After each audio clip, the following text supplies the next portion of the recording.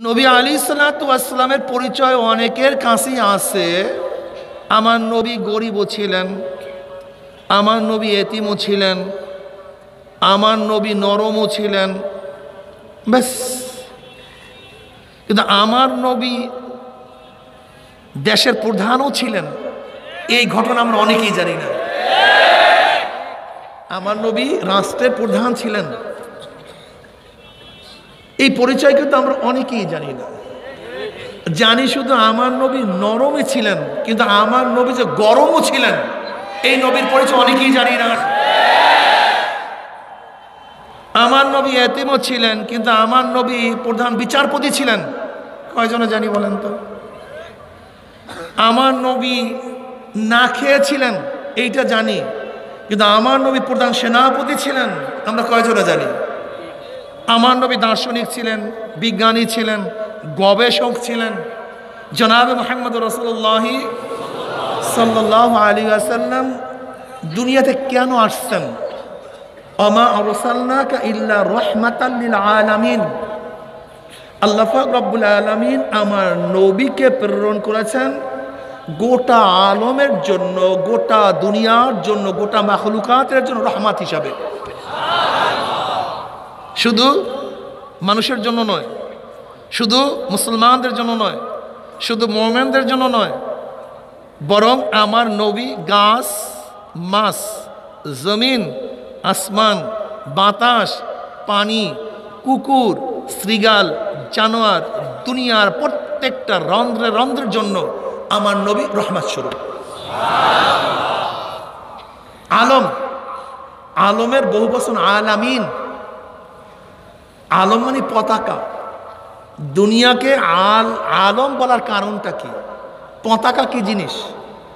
যার দ্বারা কোনো দেশের পরিচয় পাওয়া যায়। দুই তীর, দুই তলোয়ার, মাঝখানে খাজুর গাছ, কোন দেশের পরিচয়? কথা বলেন। চারো পাশে সবুজ, মাঝখানে গোলাকার, কোন দেশের পরিচয়? তাই পতাকার দ্বারা দেশের পরিচয় পাওয়া যায়। তাই দুনিয়ার প্রত্যেকটা মাখলুকাতকে আলম বলার কারণ কি? এর দ্বারা কার পরিচয় পাওয়া যায়? কথা বলে না কেন? কার পরিচয় পাওয়া যায়? এই জন্য আলহামদুলিল্লাহি রাব্বিল আলামিন, ওই রবের প্রশংসা যিনি গোটা আলমের প্রতিপালক, ঠিক না? তা আমার নবী আলাইহিসসালাতু ওয়াসসালাম গোটা আলমের জন্য রহমত স্বরূপ।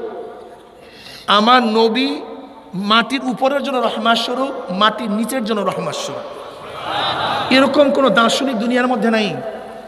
দার্শনিক কেউ আসছে শুধু মাটির নিচের কথা, পরলোকের কথা বলছে, কেউ আসছে মাটির উপরের কথা বলছে, কিন্তু উভয় সমন্বয় মাটির উপর এবং নিচের শান্তির জন্য বার্তা প্রেরণকারী আমার নবী, অন্য কেউ না। যেমন দুনিয়াতে আসছে সক্রেটিস, ঈসা সালের 500 বছর আগে, ডেমোক্রেসির যে প্রথম প্রবক্তা, ঠিক না? আসছে তার শাগরেদ প্লেটো, যে সক্রেটিসের থিওরিগুলিকে মোটামুটি বিন্যস্ত করছে। তার শাগরেদ অ্যারিস্টটল, যে আরও সুবিন্যস্ত করছে। আসছে মন্টেস্কো, আসছে লক, আসছে রুশো, আসছে হুবাস, আসছে কালমার্স, আসছে মাউসুতুন, আসছে আব্রাহাম লিঙ্কন। এরাও কিন্তু দুনিয়াতে আসছে কিসের জন্য ভাই? উপরের, মাটির উপরে মানুষ কিভাবে শান্তিতে থাকতে পারবে, কিভাবে অধিকার ফিরে পাবে, কিভাবে সাম্যতা রক্ষা হবে, কিভাবে বস্ত্র পরিধান করবে, কিভাবে শিক্ষিত হতে পারবে, বাসস্থান কিভাবে পাবে, মৌলিক অধিকার কিভাবে রক্ষা হবে, এই দুনিয়া নিয়ে তারা গবেষণা করছে। ভাই এইভাবে চলো মানুষ শান্তি পাবে, এইভাবে চলো মৌলিক অধিকার রক্ষা হবে, এইভাবে চলো মানুষের বিচার কার্য সমাধান হবে, এইভাবে চলো ক্ষুধা থাকবে না, এইভাবে চলো বস্ত্রবিহীন কেউ থাকবে না, এইভাবে চলো গৃহহীন কেউ থাকবে না, এইভাবে চলো চিকিৎসা ব্যবস্থা হবে। শুধু দুনিয়া দুনিয়া দুনিয়া। কি কথা বলেন না? শুধু দুনিয়া। আসছে বৌদ্ধদেব, আসছে গুরু নানক, আসছে রাধা লক্ষ্মী, শুধু কি পরলোক পরলোক পরলোক পরলোক পরলোক পরলোক পরলোক, ঠিক না? দুনিয়ার কোনো খবর নাই। কিন্তু জনাব মুহাম্মদ রাসূলুল্লাহ সাল্লাল্লাহু আলাইহি ওয়াসাল্লাম দুনিয়াতেও শান্তি দেওয়ার জন্য আসছেন, মাটির নিচেও শান্তি দেওয়ার জন্য আসছেন। এই প্রথম নবীর পরিচয় আপনারা নেন। আমার এই নবীর পরিচয় অনেকেই জানি না, আমাদের সমস্যাই। এর জন্য মুসলমানের ঘরে জন্ম হওয়া হাজারো গবেষক এবং ছাত্র কার্ল মার্কস মাউসুতুনের থিম নিয়ে গবেষণা করে, কিন্তু আমার নবীর থিওরি নিয়ে তারা গবেষণা করার সময়ই পায় না। এটাকে প্রয়োজনও মনে করে না। কি কথা ঠিক না? আমার যুবক দেখো, কার্ল মার্কস মাউসুতুন সাম্যবাদের জন্য চেষ্টা করছে, গোটা দুনিয়ার মানুষ সমান হয়ে যাবে, সবার অধিকার সমান হবে। এর জন্য তারা থিওরি দিছে, দুনিয়ার মজদুর এক হও, সবাই সমান। সমস্ত গরিব দুঃখী মেহনত মানুষ, শ্রমিকরা চিন্তা করছে যে মালিক এবং শ্রমিক, প্রেসিডেন্ট এবং প্রজা সবাই যদি সমান হয়ে থাকে, এর চেয়ে ভালো থিওরি কিছু হতে পারে না। মানুষ আন্দোলন করছে, সংগ্রাম করছে, জীবন দিছে, রক্ত দিছে, সাম্যবাদ স্থাপন হয়েছে রাশিয়ার মধ্যে। কিন্তু কি দেখছে তারা? যে প্রেসিডেন্ট যেই ঘরে থাকে, প্রজারা একই ঘরে থাকে না। প্রেসিডেন্ট যেই খানা খায়, প্রজারা একই খানা খায় না।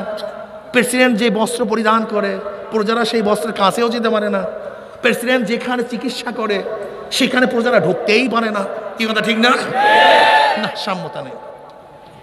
কিন্তু জনাব মুহাম্মদ রাসূলুল্লাহ সাল্লাল্লাহু আলাইহি ওয়াসাল্লাম এমন সাম্যতা সৃষ্টি করেছেন। কেমন? আমার নবীকে যারা চিনত না, বাহিরের থেকে যখন আমার নবী তার সাহাবাদের সাথে বসা থাকতেন, তখন কেউ পার্থক্যই করতে পারত না কোনটা নবী, কোনটা সাহাবী, কোনটা প্রেসিডেন্ট, কোনটা প্রজা, কোনটা নেতা, তার কোনো অনুসারী, কেউ পার্থক্য করতে পারত না, সমান। জনাবে মুহাম্মদ রাসূলুল্লাহ সাল্লাল্লাহু আলাইহি ওয়াসাল্লাম যখন খানা খাইতে বসতেন, তখন তার কর্মচারীদেরকে ভিন্ন দস্তারখান দিতেন না, বরং কর্মচারীদেরকে ডেকে নিজের দস্তারখান খাওয়াতেন। নবী বেশি খাইতেন আর তার অনুসারীদেরকে কম খাওয়াতেন। ব্যাপারটা এরকম না, বরং আমার নবী কম খাইতেন, তার অনুসারীদেরকে বেশি খাওয়াতেন। আমার নবীর বস্ত্র এবং তার সাগরেদের বস্ত্রের মধ্যে পার্থক্য ছিল না। আমার নবীর কাজ আর তার অনুসারীদের কাজের মধ্যে কোনো ব্যবধান ছিল না। জনাবে মুহাম্মদ রাসূলুল্লাহ সাল্লাল্লাহু আলাইহি ওয়াসাল্লাম খন্দকের ময়দানে নিজেও কাজ করছেন, সাহাবারাও কাজ করছেন। নিজের শরীরের মধ্যে ধুলা লাগছে, সাহাবাদের শরীরের মধ্যে ধুলা লাগছে। সাহাবারাও পেটের মধ্যে পাথর বাঁধছেন একটা, আমার নবী পাথর বাঁধছেন দুইটা। ঘরের অবস্থা কি? সরদার দো আলম আলাইহিস সালাতু ওয়াস সালামের ঘরের অবস্থা এরকম ছিল, বাহিরে বৃষ্টি হইতো 2 ঘন্টা, নবীর ঘরে বৃষ্টি হইতো 3 ঘন্টা। তাহলে কিভাবে? বৃষ্টি শেষ, খাজুরের ডালের যেহেতু চাল, ওই ভিজে ভিজে টপ টপ টপ টপ করে আরো 2 ঘন্টা বেশি পড়তো। তাহলে ঘরের অবস্থা। আবার যোদ্ধার অবস্থা কি? যাও তোমরা গিয়ে মরো, আমি এখানে এসির মধ্যে আছি। এরকম নেতা আমার নবী ছিলেন না, বরং জনাব মুহাম্মদ রাসূলুল্লাহ সাল্লাল্লাহু আলাইহি ওয়াসাল্লাম সাহাবাদেরকে বদরের ময়দানে পাঠিয়ে তিনি মসজিদে নববীতে দোয়া করেন নাই, বরং তাদের সাথে বদরের ময়দানে গিয়ে নবী আলাইহিস সালাতু ওয়াস সালাম এইভাবে দোয়া করছে, আল্লাহুম্মা আনশিদুকা আহদাকা ওয়া ওয়াদাকা আল্লাহুম্মা ইন শি'তা লাম তুরবাত। বাস এমন ভাবে দোয়া করছে। ফাখাযা আবু বকর সিদ্দিক রাদিয়াল্লাহু বিয়াদি হাসবুকা ইয়া রাসূলুল্লাহ। বাস ইয়া নবী আল্লাহ, যথেষ্ট হয়ে গেছে, আর দরকার নেই। বরং তার অবস্থান দেখে মিকদাদ ইবনে আসওয়াদ রাদিয়াল্লাহু বললেন, ইয়া নবী আল্লাহ, আমরা ওই উম্মত নই যে মুসার উম্মত, নবী মুসার উম্মত। ইযহাব আনতা ওয়া রাব্বুক, তুমি এবং তোমার রব গিয়ে যুদ্ধ করো, সেই প্লেয়ার আমরা নই। ওয়ালাকিন নুকাতিল ইয়ামিনিকা ওয়া শিমালিকা, আপনার ডান দিক থেকে বাম দিক থেকে সামনের দিক থেকে পিছনের দিকে আমরা যুদ্ধ করব ইনশাআল্লাহ। তার মানে নেতারা বর্তমানে কর্মী থেকে পাঠিয়ে দেয়, তারা আরামে থাকে। আমার নবী তার অনুসারীদের সাথী ময়দানে ছিলেন। শুধু কি তাই, নেতাদের গায়ের মধ্যে ফুলের কাঁটার আঘাতও লাগে না, কিন্তু আমার নবী উহুদের ময়দানে সরদার দো আলম আলাইহিস সালাতু ওয়াস সালামের শরীর মোবারকের উপরে কয়টা তীর লাগছে আপনারা ভালো জানেন। 2টা আংটা তার শরীর মোবারকের মাথার মধ্যে ঢুকে গেছে।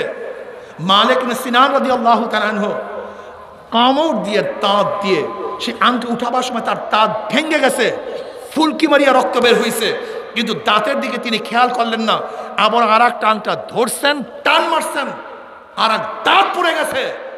কিন্তু জনাবে মুহাম্মদ রাসূলুল্লাহ সাল্লাল্লাহু আলাইহি ওয়াসাল্লামের শরীরের মধ্যে লোহার আংটা রাখতে দেয় নাই, বরং নিজের জীবনের বিনিময়ে আমার নবীর শরীরের থেকে রক্ত বের, আমার শরীরের থেকে আংটা বের করতে হবে।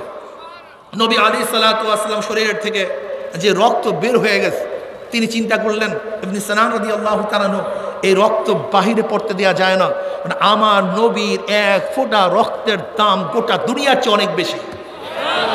চুমুক দিয়ে খেয়ে ফেলছেন।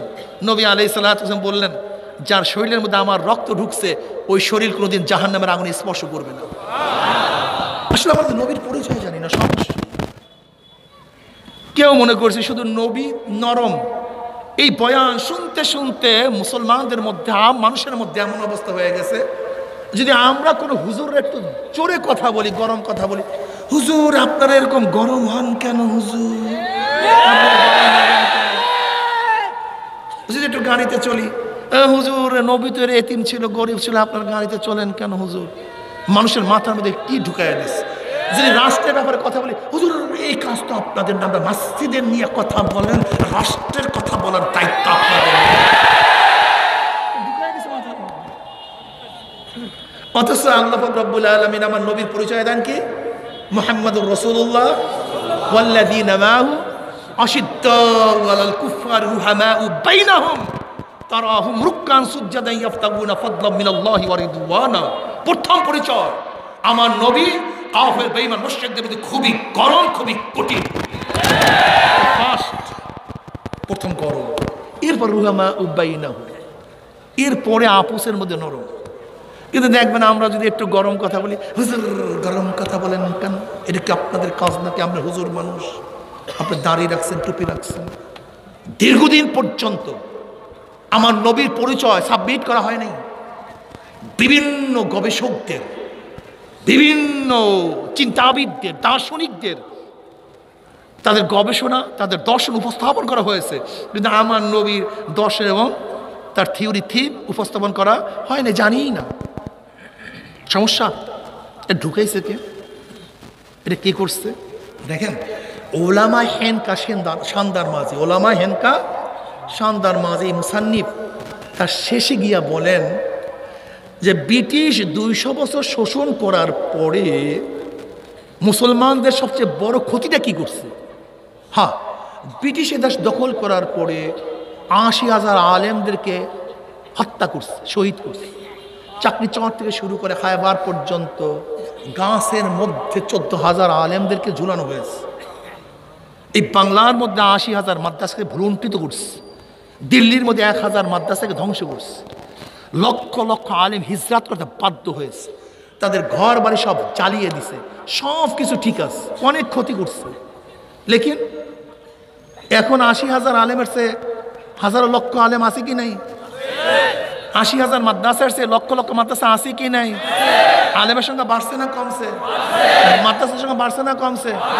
মসজিদের সংখ্যা বাড়ছে না কমছে? তাহলে বেশি ক্ষতি করতে পারেনি। কিন্তু ক্ষতিটা কি করছে? কি ক্ষতিটা করছে? কি ক্ষতি করছে? 200 বছর ব্রিটিশ মুসলমানদের মাথার মধ্যে একটা জিনিস খুব ঢিপাইয়া ঢিপাইয়া ঢুকাইছে। কি সেইটা?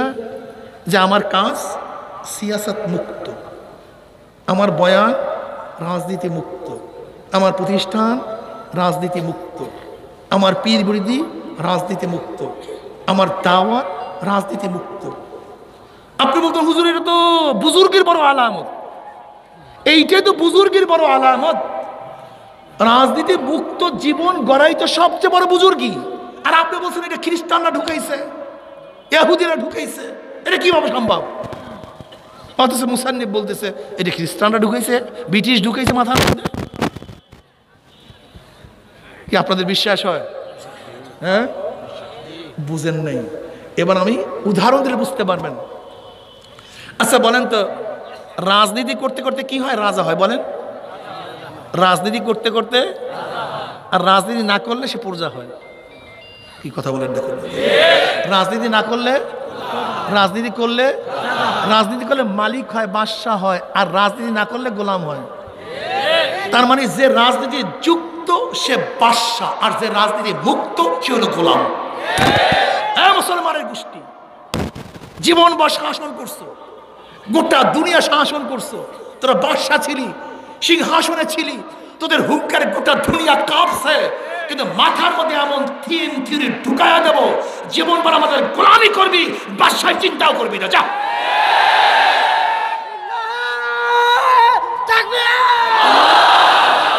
ছোট্ট একটা থিম, একেবারে ছোট্ট একটা থিম, বেশি না।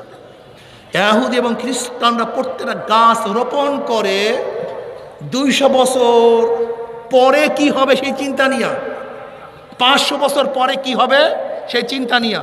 কি কথা ঠিক না? আর আমরা কাজ করার পরে চিন্তা করি কাজ কি করব। আমি কথাটা বুঝাতে পারি না। অ্যাটিটিউড প্লিজ, কেউ কথা না বলি, অ্যাটিটিউড প্লিজ, কেউ বাস আওয়াজ না হলে না হোক, কথা কই না। তাহলে কি হলো? ওরা বাদশাহী করবে, আমরা কি করব? জোরে বলেন। ওরা কি করবে আর আমরা? কিন্তু মুসলমান কি গোলামের জাত না বাদশার জাত? তা তোমার থিমের দ্বারা তুমি গোলাম হয়ে গেছো, কোনোদিন বাদশাহী করতে পারবে না। মুফতি ফাইজুল্লাহ সাহেব রহমতুল্লাহ আলাইহি, সিদ্দিকুল্লাহ সাহেব রহমতুল্লাহ আলাইহিকে প্রশ্ন করছে, তুমি এগুলো বাদ দাও, সব কি হবে নাকি? ইসলাম হবে নাকি? প্রতিষ্ঠিত হবে নাকি? সিদ্দিকুল্লাহ সাহেব রহমতুল্লাহ আলাইহি ফাইজুল্লাহ সাহেব রহমতুল্লাহকে বললেন, আপনি তাহলে দাওয়াত বাদ দেন, সব মানুষ নামাজি হবে নাকি? সব মানুষ কি রোজাদার হবে নাকি? যেহেতু সব মানুষ নামাজি হবে না, রোজাদার হবে, তা দাওয়াতও বাদ দেন। যেরকম সব মানুষ নামাজি না হলেও, রোজাদার না হলেও, পাগড়িওয়ালা টুপিওয়ালা না হলেও, দিনদার না হলেও দিনের দাওয়াত চলতে থাকবে, ঠিক গোটা দুনিয়ার মধ্যে ইসলাম হুকুমত না কায়েম হলেও ইসলামের দাওয়াত চলতেই থাকবে। জানি না কবে হবে, কিন্তু মুসলমানদের মাথার মধ্যে ঢুকাতে হবে, তুমি সিংহ, তোমার উত্তরসূরি সিংহের থেকে আসছে, তোমার পূর্বসূরি বাঘ ছিল, তুমি ভেড়িয়া না, তুমি ছাগল না, তুমি শৃগাল নয়। তোমাকে মনে রাখতে হবে, তোমার ইতিহাস মারাত্মক। ওমর ইবনে খাত্তাব রাদিয়াল্লাহু তাআলা হুঙ্কারে রোম পারস্য কাঁপছিল, আজকে তোমার হুঙ্কারে গোটা দুনিয়া কাঁপতে হবে। এটা ঢুকাতে হবে মাথার মধ্যে। জানি না কোন দিন ওমর জন্ম হবে, জানি না কোন দিন আলী জন্ম হবে, জানি না কোন দিন আবু বকর জন্ম হবে, জানি না কোন দিন ওসমান জন্ম হবে, কিন্তু আলোচনায় যদি না থাকে একটাও জন্ম হবে না। হবে, জন্ম হবে। তোমাদের মধ্যে শিশুর পিতা ঘুমিয়ে আছে, সব শিশুরই অন্তরে, ঠিক না? বুঝাতে পারছি তো? আমি মুসলমান। সেদিনকে আমি এক মাহফিলে গেলাম, এক ছেলে, ব্রিলিয়ান এক ছেলে আমার কাছে দোয়া চাইছে, হুজুর আমার জন্য দোয়া করেন, আমি যেন দেশ ও জাতির খেদমত করতে পারি। আমি বললাম চমৎকার দোয়া, অনেক সুন্দর দোয়া তুমি চাইছো, কিন্তু তোমার দোয়া পূর্ণ না, অপূর্ণ, তোমাকে একটু সংযুক্ত করতে হবে। তা আবার কি হুজুর? আমি বললাম দেশ ও জাতির খেদমত কি হিন্দুরা করে না? বলে করে। খ্রিস্টানরা? হ্যাঁ। ইহুদিরা? হ্যাঁ। নাস্তিকরা কি দেশ ও জাতির খেদমত করে কি করে না? কিন্তু তুমি তো মুসলিম, তাহলে হিন্দু, খ্রিস্টান, বৌদ্ধ, নাস্তিকের মধ্যে তোমার পার্থক্যটা কি? তারাও দেশ ও জাতির খেদমত করে, তুমিও দেশ ও জাতির খেদমত করবা, কিন্তু তুমি তো মুসলিম, তোমার মধ্যে পার্থক্যটা কি? সেটা আমার দিকে তাকায় আস। আমি বললাম তুমি সংযুক্ত করে দাও, আমি ইসলাম, দেশ ও জাতির খেদমত করব। কি বলেন তো? কি যুবকরা বলো? কি ইসলাম, দেশ ও জাতি। ইসলাম, দেশ ও জাতি। কোনো মুসলমান শুধু দেশ ও জাতি নিয়ে ভাবতে পারে না। প্রত্যেকটা মুসলমানের ফার্স্ট চিন্তা থাকবে ইসলাম, দেশ ও জাতি। এই জন্য শেখ সাহেব তার অসমাপ্ত আত্মজীবনের মধ্যে লিখছেন আমাদের পরিচয়। দেখবেন তার নিজের হাতে লিখা আমাদের পরিচয় দুইটা। আমাদের পরিচয় কয়টা? কি? আমরা মুসলমান ও বাঙালি, এটা তার নিজের লেখা।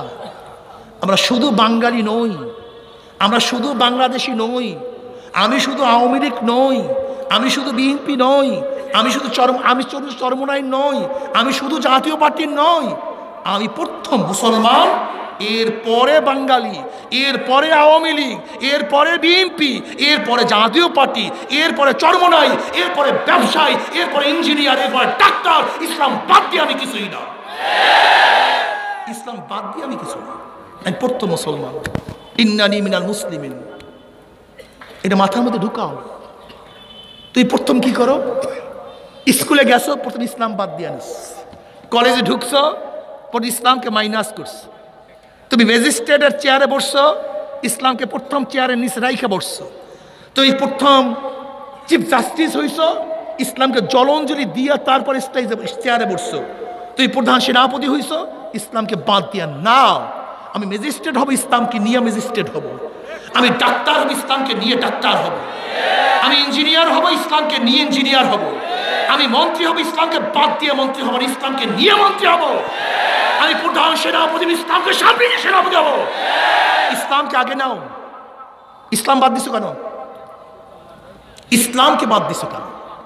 আমার যুবক বন্ধু, তুমি কলেজে পড়া আপত্তি নেই, তুমি ইউনিভার্সিটির ছাত্র হওয়া আপত্তি নেই, তুমি ডাক্তার হও, চিফ জাস্টিস হও, প্রাইম মিনিস্টার হও, প্রেসিডেন্ট হও, ইসলামকে বাদ দিয়া না। তুমি বাংলাদেশের সর্বশ্রেষ্ঠ ধনী হও, আমার কোনো আপত্তি নাই, ইসলামকে বাদ দিয়া না।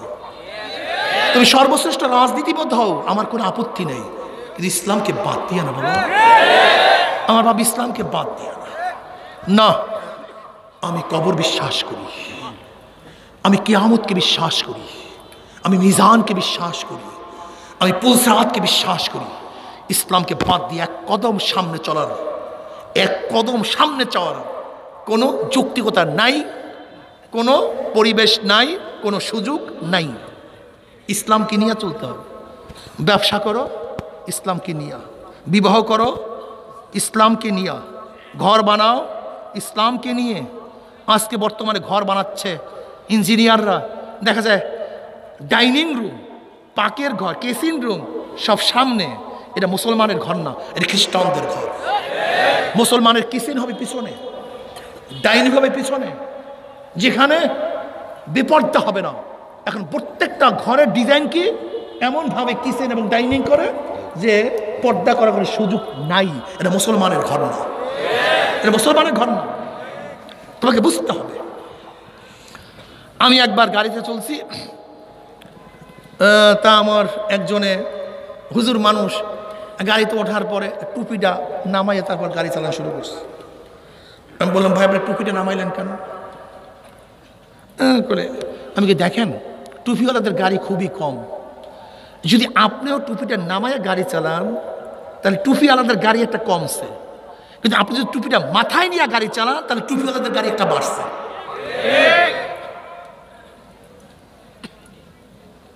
এই চিন্তা করুন। আজকে দেখা যায় আমাদের হাজারো সন্তান টুপি মাথায় দিয়ে কলেজে যায় না, টুপি পরে, কিন্তু কলেজে যাওয়ার সময় টুপিটা খুইলা যায়। তার মানে কলেজে টুপিওয়ালা একটা ডুবে গেছে। কিন্তু তুমি যদি টুপি পরিয়া যাও, দেখবা তোমার দেখা দেখে আর একজন কলেজে টুপি পরিয়ে আসবে। একদিন দেখবা যেরকম এখন নাস্তিকরা মাথা খারাপ হয়ে গেছে, তাহলে ঢাকা ইউনিভার্সিটির মাদ্রাসা হয়ে গেছে। ছাত্র আন্দোলনের কাফেলা আজকে ইউনিভার্সিটিতে কাজ করার পরে ওদের মাথার মধ্যে খারাপ ঢুকছে, পাগল হয়ে গেছে, সমস্ত ইউনিভার্সিটির মাদ্রাসা হয়ে গেছে। তুমি টুপি পরিয়া কলেজে যাওয়া শুরু করো, সমস্ত বামপন্থী নাস্তিকদের পোশাক বের হয়ে যাবে। ওরা ভাববে সমস্ত কলেজগুলো মাদ্রাসা হয়ে গেছে। কি কথা ঠিক না? তুমি কি চিন্তা করো, হুজুর আমি তো কলেজ পড়ি, আমি টুপি পরবো কেন? আমি তো ইউনিভার্সিটি দাঁড়িয়ে রাখবো কেন? আমি তো বইয়েতে পড়ি, আমি লম্বা জামা গায়ে দেবো কেন? আমি জিকির করবো কেন? আমি নামাজ পড়বো কেন? তার মানে কি আমি আওয়ামী লীগ করি, আমি ইসলামের কথা বলবো কেন? আমি বিএনপি করি, আমি ইসলামের কথা বলবো কেন? আমি জাতীয় পার্টি করি, ইসলাম কি আমার নাকি? তার মানে আমাকে পাঠ হয়ে গেছে। কি হয়ে গেছে? ভিন্ন হয়ে গেছে। আসলে আমরা ভিন্ন না এক। জোরে বলেন। আচ্ছা দেখো, তোমার আল্লাহ আমার আল্লাহ এক না ভিন্ন? জোরে বলো। তোমার কোরআন আমার কোরআন, তোমার নবী আমার নবী, তোমার কবর আমার কবর, তোমার কিয়ামত আমার কিয়ামত, তোমার মিজান আমার মিজান, তোমার পুলসিরাত আমার পুলসিরাত, সবই তো এক। এই পার্থক্য ঘটাইল কে? সবই তো এক। সুয়াল এক, মিজান এক, পুলসিরাত এক, হিসাব বিকাশ এক। পার্থক্য কে ঘটালো? যদি একই প্রশ্নপত্র হয় তা তুমি পড়বা আলাদা পড়া, আমি আলাদা পড়া পড়বো কেন? কাটি একই তো প্রশ্ন, একই জবাব, তা পড়াশোনা তো একই হবে। তুমি নামাজ পড়বে না, আমি নামাজ পড়বো কেন? তুমি রোজা রাখবে না, আমি রাখবো কেন? তুমি দাড়ি কাটছো, আমি দাড়ি রাখবো কেন? কেন আমি কি টুপি ফালাতে পারি না? আমি টুপি পরবো না, আমি পরবো কেন? তুমিও পড়ো না, আমিও পরবো না। আমি কি দাড়ি কাটতে পারি না? আমি কাটবো কেন? তুমি কাটছো, আমিও কাটবো। আমি কেন লম্বা জামা পরতে পারবো? কেন? আমি প্যান্ট শার্ট পরবো আজকের থেকে। ওহ মুসলমান, তোমার চিন্তা পরিবর্তন করো, তোমার চিন্তা পরিবর্তন করো। আমি নাস্তিক নই, আমি বেঈমান নই, আমি বিশ্বাস করব আনাদাউল মাওয়াজিন আল কিসত লিয়াউমিল কিয়ামা ওয়া আন্না আমালা বানি আদম কাওলুন ইউজান। আমার প্রত্যেকটা কথা, প্রত্যেকটা কাজ, প্রত্যেকটা চিন্তা, প্রত্যেকটা চাহুনি, প্রত্যেকটা শোনা, প্রত্যেকটা বলা, প্রত্যেকটা হাত দিয়ে করা, প্রত্যেকটা পাও চলা, অন্তর দিয়ে চিন্তা ভাবনা করা, সব কিয়ামতের ময়দানে ওজন করা হবে। কি করা হবে? যত দলের পিছনে যত স্লোগান দিচ্ছ সব ওজন হবে, যত বক্তব্য দিয়ে সব ওজন করা হবে, যত চিন্তা ভাবনা করছো যুবক ওজন করা হবে।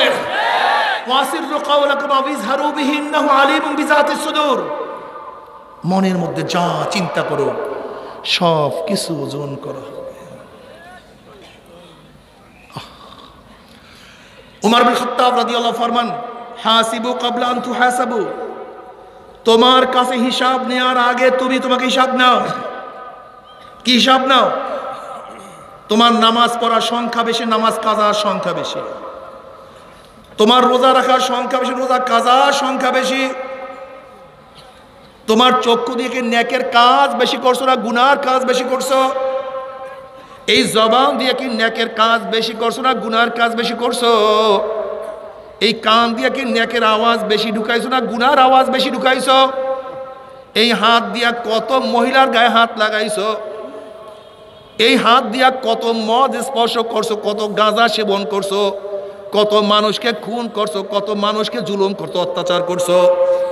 এই পাও দিয়া কি নেকের দিকে বেশি হাঁটছো না গুনার দিকে বেশি হাঁটছো? এই পাও দিয়া কোথায় গেছো, কিভাবে গেছো, কোন জায়গায় গেছো? লা ইউগাদিরু সাগীরাতাও ওয়ালা কাবীরাতান ইল্লা আহসাহা। গুনাহ যা করছো তওবা করতে পারছো কি পারো নাই? তওবা যা করছো আমার মাওলায় মাফ করছে কি করে নাই? খবরদার, আজকে দুনিয়ার মধ্যে সবাইকে ধোঁকা দেয়া যায়। আড়ালে বসিয়া কাজ করলে কেউ দেখে না, তোমার মধ্যে কেস হওয়ার সম্ভাবনা নাই। কিন্তু আমার মাওলার থেকে কোনো কিছু গোপন করা যাবে না, কোনো কিছু লুকানো যাবে না। এ আমার যুবক বাবারা, আমার মুরব্বী, আমার পর্দার আলো মা বোনেরা, বর্তমানে কিছু টাকা হইলেই দেখা চেঞ্জ হয়ে যায়। কেন? আমার যত টাকা হোক, আমি তো মানুষ, আমি কেন চেঞ্জ হব? কিছু শিক্ষিত হইলেই চেঞ্জ হয়ে যায়। কারণ কি? আমি যত বড় শিক্ষিত, আমি মানুষ, আমি গরিবের সাথে খারাপ ব্যবহার করব না, রিক্সাওয়ালার সাথে খারাপ ব্যবহার করব না, আমার কাজের লোকের সাথে খারাপ ব্যবহার করব না। একটু বড় লোক হইলেই কাজের লোকের সাথে যে খারাপ ব্যবহার করে, দূর ব্যবহার করে, এটা আমার নবীর খাসলাত না, নবীর চরিত্র না। বরং শুকরিয়া আদায় করো, আমাকে আমার মাওলা টাকা দান করছে, আমার ভাইকে দেয় নাই। আমার মাওলা আমাকে জেহেন দান করছে, আমার ভাইকে জেহেন দেয় নাই। আমাকে আমার মাওলা ইজ্জত সম্মান দিছে, আমার মাওলা আমার ভাইকে ইজ্জত দেয় নাই। আজকে আমার মাওলা আমাকে সুখে রাখছে, আমার ভাইকে সুখে রাখে নাই।